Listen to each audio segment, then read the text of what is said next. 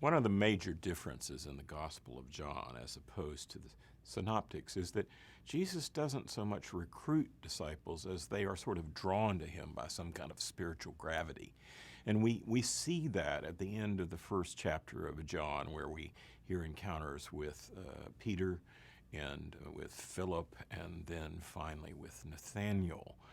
And Nathanael is one of these deep Torah true, deeply spiritual Jews, and there's this beautiful encounter right at the end of the first chapter of John between Jesus and this Nathanael.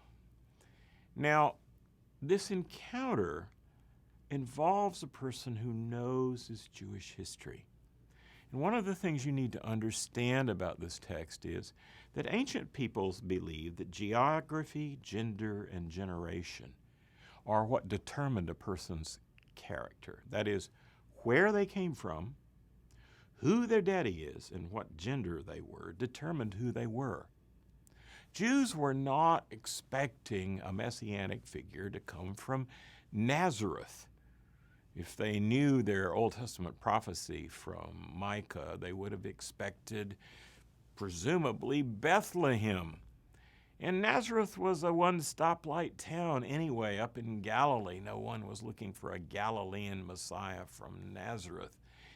And so when Philip comes to Nathanael and says, "Come see Jesus, he seems to be the Messiah, it's Jesus of Nazareth," Nathanael's instinctive reaction is, can anything good come from Nazareth?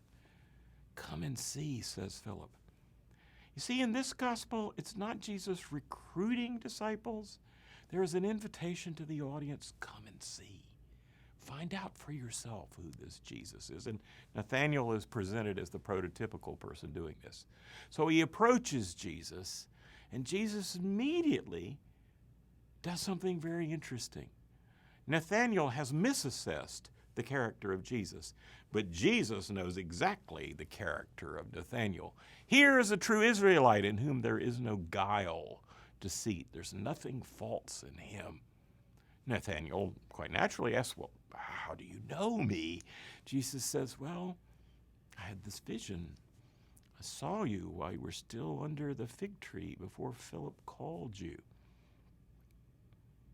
Then Nathanael said, "Rabbi," which means my master, "you must be the Son of God, the King of Israel."